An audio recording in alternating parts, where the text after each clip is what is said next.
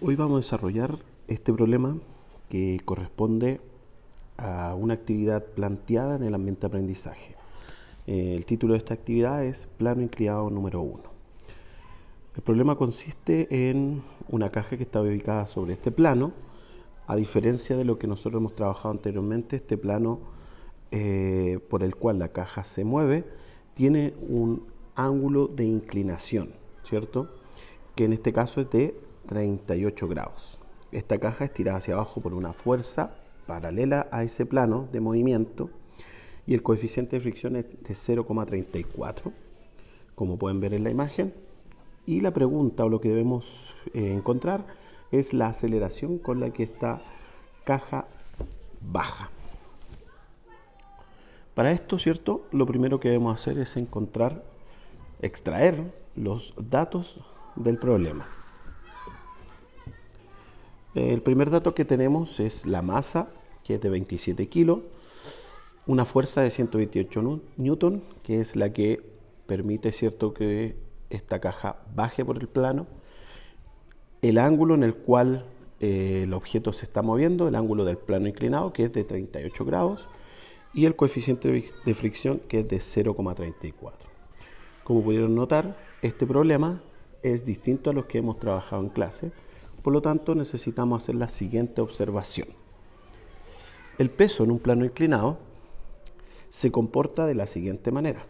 Recordemos que el peso se genera por la fuerza de gravedad, que pretende que cada objeto vaya al centro de la Tierra.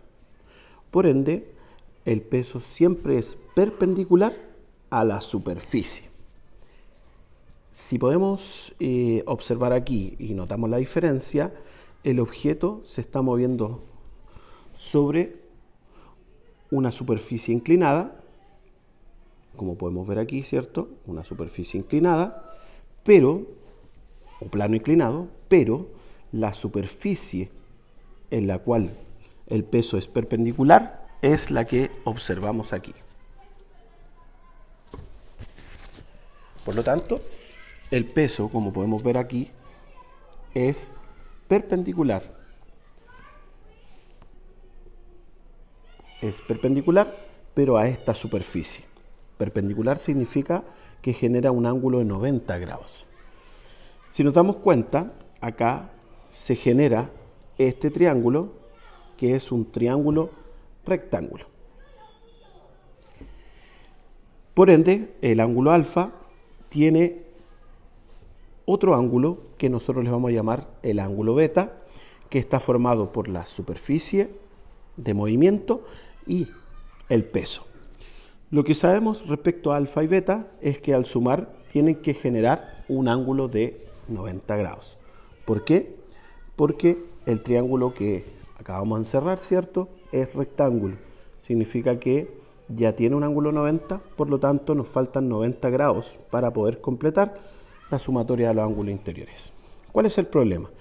Que el peso en este caso, al ser perpendicular a la superficie y no al plano de movimiento, genera una leve inclinación. O sea, genera este ángulo beta como nosotros podemos observar. ¿Qué implica eso entonces? Implica que el peso tenemos que descomponerlo. O sea, el peso se va a descomponer en su componente vertical y en su componente horizontal, como podemos ver en esta imagen. Entonces,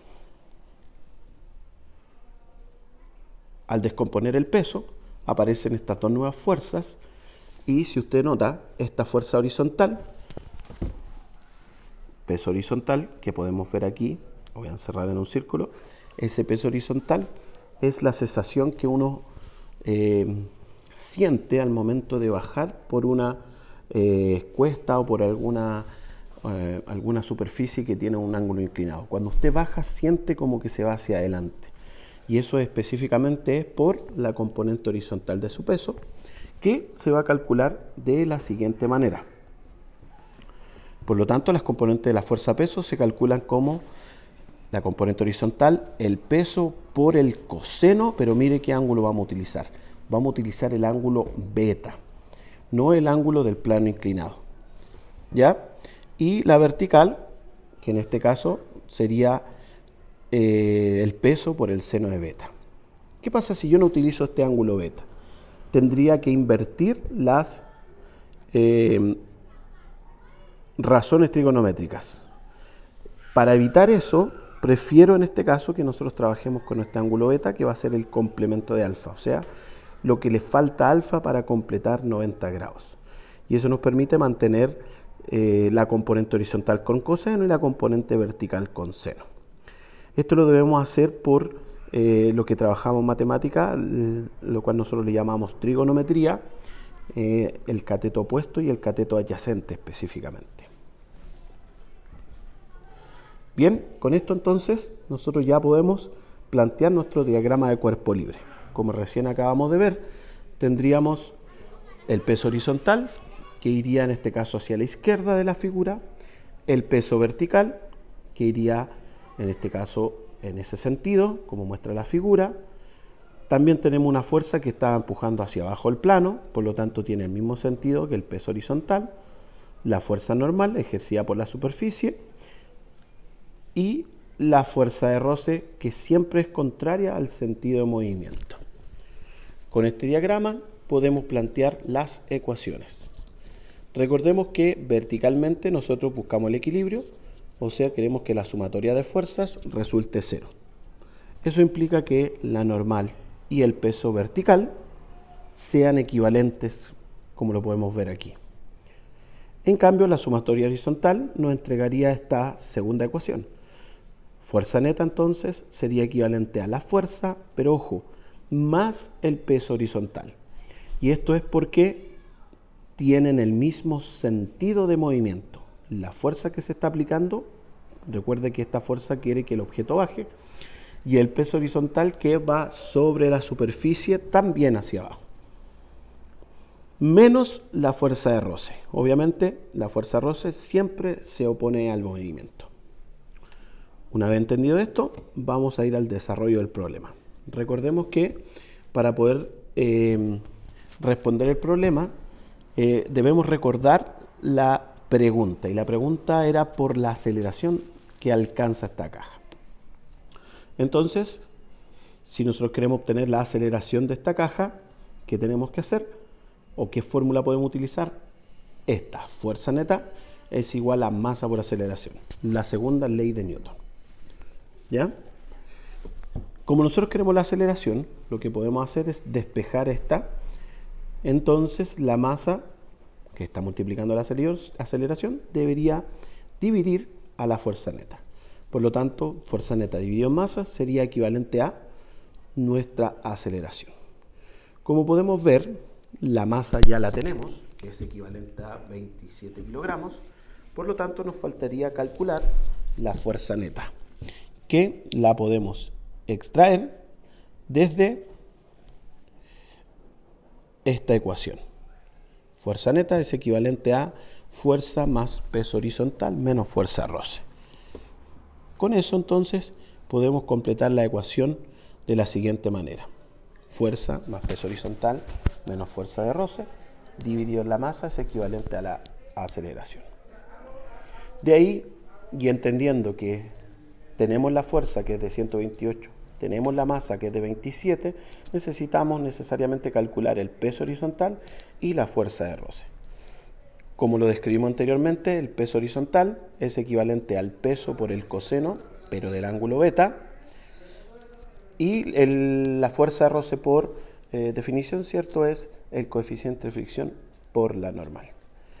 Incorporando estas dos fórmulas a nuestra ecuación, tenemos entonces lo siguiente: fuerza más peso por coseno beta menos mu por normal dividido en masa es equivalente a la aceleración. Seguimos haciendo la descomposición entendiendo que el peso y la normal no la tenemos. Por lo tanto, y buscando las equivalencias, nosotros sabemos que la normal es equivalente a el peso vertical. ¿Dónde podemos extraer esto? De la segunda ecuación o de la ecuación vertical. Por lo tanto, mu por normal es lo mismo que mu por peso vertical. Como lo dijimos anteriormente, el peso vertical también es equivalente a En este caso, el peso horizontal sería equivalente a masa por gravedad, como lo podemos ver aquí, masa por gravedad, por el coseno de beta, y podemos también descomponer el peso vertical. Con eso tendríamos la siguiente fórmula. La fuerza más la descomposición horizontal del peso menos la fuerza de roce nos entregaría esta siguiente fórmula que estamos viendo aquí. Para recordar, ¿cierto? Nosotros tenemos que el peso es equivalente a masa por gravedad, y esta última fórmula ya para nosotros nos va a entregar el cálculo para determinar la aceleración. Recordemos entonces que los datos del problema eran masa igual a 27, fuerza igual a 28, el ángulo del plano inclinado, alfa, es 38 grados y el coeficiente es de 0,34. Pero recordemos que nosotros no vamos a utilizar el ángulo alfa, sino que el ángulo beta, o sea, vamos a utilizar el complemento de este ángulo alfa, que es equivalente a 52 grados. ¿Por qué? Porque recordemos que alfa y beta tienen que sumar 90 grados. Con esto, e ingresando los valores, tenemos la siguiente expresión. Recordemos que tenemos la fuerza, que es igual a 128, la masa, que es igual a 27, G, que nosotros sabemos que es equivalente a 9,8, el coseno de beta, que en este caso es 52, el coeficiente de fricción, que es 0,34, masa 27, gravedad 9,8, y el seno del ángulo beta, que es 52, y eso dividido en la masa, que es 27. Si eso lo ingresamos a la calculadora, tendríamos el siguiente valor, que sería 8,14 metros por segundo cuadrado, equivalente a la aceleración con la cual baja este objeto.